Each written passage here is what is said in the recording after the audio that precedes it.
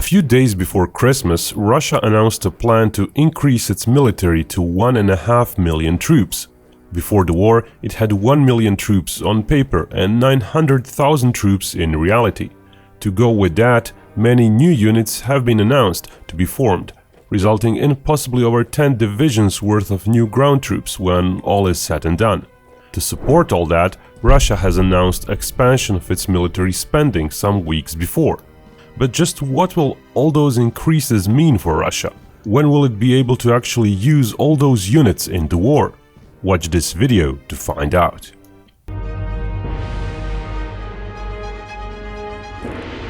Back to the Russian military now. This video will cover the Russian military numbers before the war. It will touch upon their numbers today and the planned figures after the increase is fulfilled. We will also cover the budgetary increases that go along these troop increases and try to disseminate which branch of the Russian military could get most money. Finally, we'll look at the Russian economy's potential to sustain such budget increases and close it up with a rundown of what it could all mean for the future course of the war in Ukraine. It's important to remember the context of the announced increase. The 50% increase works only if pre-war paper numbers are considered. In the past, Russia had often announced plans which were not later fulfilled, and during this war it already suffered perhaps 200,000 casualties, which would mean many more contract troops would be needed to replace them. But just how quickly can Russia do that? Pre-war, Russia had a political obligation, set by itself, to upkeep a military of 1 million troops. Of course, like most armies, the actual number of troops in service was lower, estimated to be roughly 900,000. So if the 1.5 million figure is going to be the actual number of troops in service, then the increase will be even greater at 67%. At the same time, Russia had already started expanding its military during the war, not just with the mobilized troops but also contracted troops. In fact, back in August, Putin announced another 137,000 troops to be added, eventually, to rise the total paper numbers to 1.15 million. Of course, if 1.15 million is the starting point, the latest increase amounts to 30%. The Russian military has conscripts, contract soldiers, usually doing stints a few years long, and career officers. Just before the war, there were some 60% more contract soldiers than conscripts. But this latest expansion announced an increase to almost 700,000 contract troops. In effect, such an increase would represent some 285,000 additional contract troops, or 70% more than before the war. Now, it's important to point out that such increases take time. The exact timetable wasn't given, but Russian Minister of Defense Shoigu said in December that by the end of 2022, the total number of contract soldiers should reach 521,000. He stressed that figure included some of the troops mobilized for Ukraine. Trying to decipher that, it's plausible even, that the volunteer part of the recent mobilization effort, some 20,000 out of 320,000 mobilized, may have in fact received contracts with the Russian MOD right away. Furthermore, certain military members of the Donbas Republic's militias have likely been folded into Russian military now, likely adding thousands more. Finally, there were reports that Russia was prolonging existing military contracts that were set to expire during 2022. All those might be adding the brunt of the added figures. Other reforms were also mentioned by Shoigu. The plan is to gradually stop conscripting 8-year-olds and move the conscription age to 21 years of age. At the same time, the upper limit will be moved from the current 27 years of age to 30 years of age. While such a change might result in somewhat more mature and better conscripts, it's also going to be harder to conscript as many troops as before, as catching people just after they finish school offers the biggest possible pool of conscripts. In 2023, new units have been announced to be formed and manned by those extra troops. 3 motorized rifle divisions in the newly annexed regions in Ukraine, 1 army corps likely composed of 2 or more divisions in Russian Karelia region, 2 existing amphibious assault brigades will be enlarged to become divisions, and 2 additional airborne assault divisions. And 7 existing motor rifle brigades will be reorganized and enlarged by at least a factor of 2 into divisions. Russia currently has some 12 combined arms divisions in its army, in addition to 24 independent combined arms brigades. Both a brigade and a division are composed of smaller subunits, such as battalions, but divisions are usually 2 to 3 times larger than brigades. Naval infantry and airborne corps are not included in that tally. A few more artillery divisions will also be added. Currently, Russia has 14 artillery brigades, which are enough for roughly 5 divisions. Interestingly, 6 more army aviation brigades have also been announced, to be added to the current 8 brigades. Those are equipped with helicopters. Speaking of the jet-equipped Air Force, 1 more fighter regiment and 8 more ground attack regiments will be added to the current 7 fighter and 10 ground attack regiments. Frankly, it's a bit hard to figure out just which aircraft will those new units get. Newly built planes and helicopters take too long to produce in order to be ready by 2024. But Russia will likely postpone retirement for some existing aircraft that would have otherwise been retired in 2022 and 2023. Old aircraft from Soviet stocks are not easy to put back in service, certainly not as easy as tanks, for example. Still, Russia does have some old planes stored, so some of those, retired in the last decade or so, which are in decent-ish condition, are likely to be part of this increase. Also, planes that were destined for deliveries to other countries may be redirected and kept in Russia, even if that means financial penalties for Russia. Maybe some of those planes might even get handed over or sold back to Russia. Finally, some of the units might get reorganized to be smaller.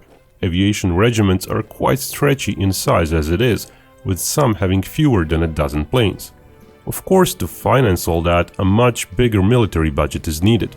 So an almost 50% bigger 2023 budget was announced at the end of November. That's over the pre-war 2023 budget plan, mind you. The increase roughly corresponds with the personnel increases mentioned so far, and possibly leaves room for further material procurement. That's because the nuclear arsenal isn't really being mentioned, so it may not be getting a proportionally equal increase. Russia may well have been spending some 20% of its pre-war budget on nuclear forces. That's an estimate based on what the US spends on upkeeping its nuclear arsenal, on the wage differences and roughly the similar arsenal. The Navy may also not get much, as it seems to be on the back burner for Russia. It is questionable if the non-submarine part of the Navy will see any increase at all, but the Army and the Air Force seem set to receive the lion's share of the added money. It's possible the Army alone will get a 100% increase in funding. Of course, it has to be said that in 2022, Russia has already been spending much more on its military than the pre-war budget had planned. The pre-war budget plan for 2022 was $63 billion. But in fact, being in a war, Russia did start spending more. Until May 2022, Russia was releasing budget data, and it was evident that in March and April, 16 billion were spent on the war. Those were war months, unlike January and most of February, during which only 10 billion were spent. So total spending for 2022 at that pace amounts to little over 90 billion. That actually checks out, as in September there was an estimate in the Russian media for military spending up to September at 78 billion.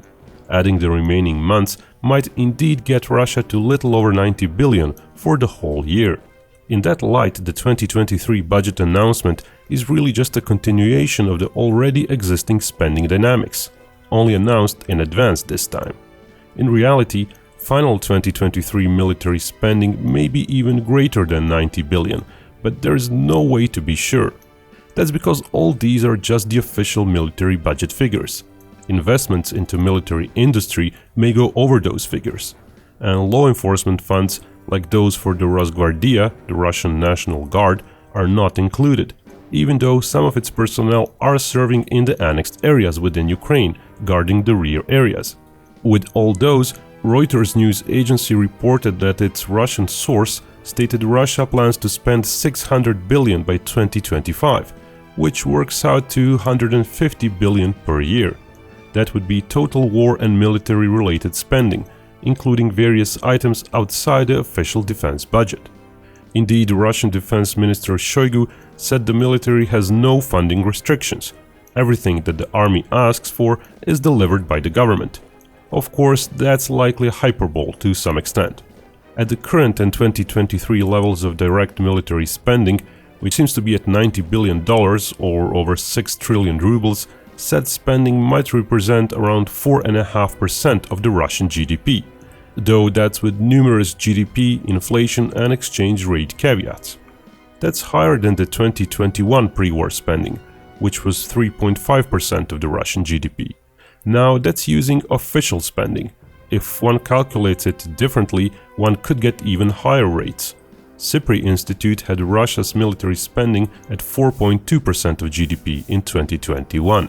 The same arithmetics might suggest 5% rates for 2022 or 2023. But getting apples to apples comparisons is very hard. For example, it suggested Russia is including compensations to members of the deceased soldiers into its defense budget, while the US has its veterans benefits stated in a separate veterans budget outside of the DoD budget. Another example of that is per SIPRI, the US military spending being 3.7% of its GDP in 2020, while the US DoD, which calculates things differently, had it at 3.1% for the same year. Anyway, at some 5% of the GDP, Russia will be burdened by the military, but not to the point where it could not withstand it. Certainly not like the Soviet Union's 15%. The US was spending under 6% in the 1980s, but it had peaks of 9 to 11% during Vietnam and Korea.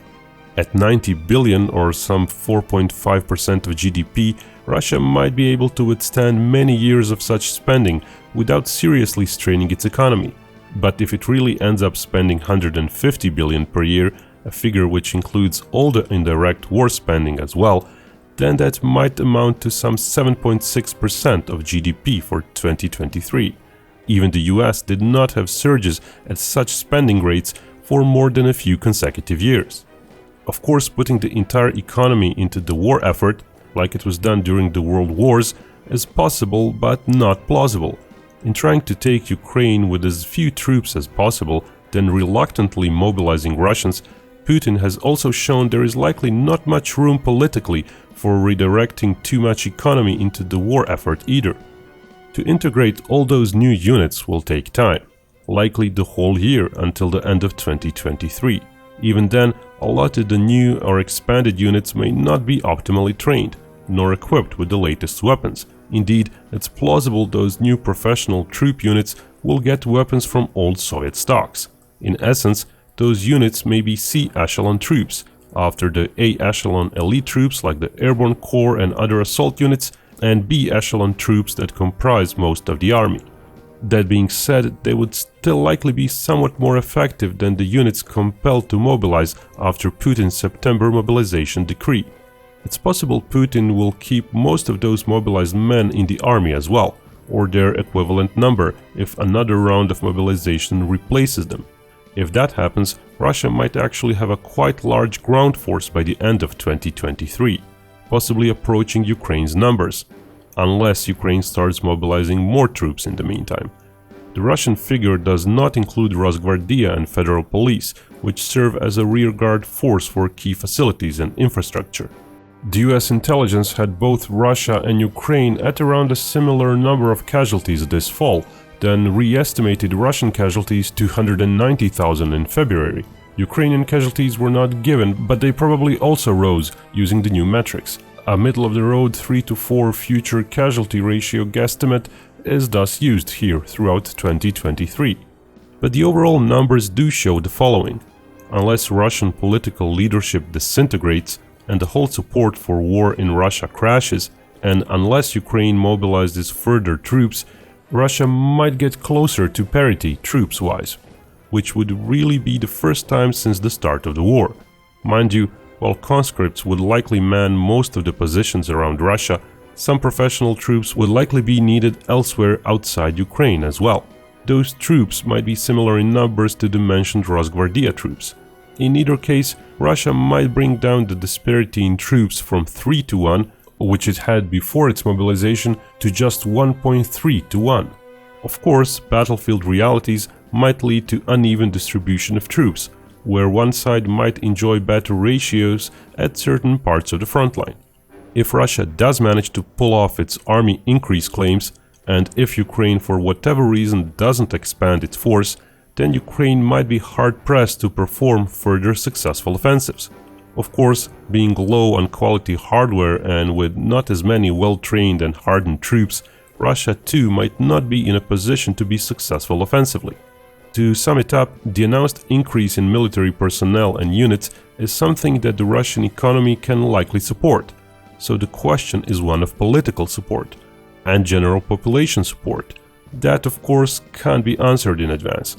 If Russia manages to fill out all those positions, it may find itself with a more potent fighting machine than it had even at the start of the war, come the end of 2023 or beginning of 2024.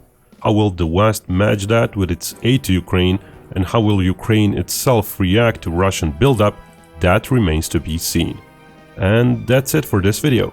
Thank you for watching. We have some cool stuff in store in the future, like analysis of what it would take for Ukraine to take Crimea. That topic won our YouTube community poll, by the way. As usual, subscribe if you like our stuff.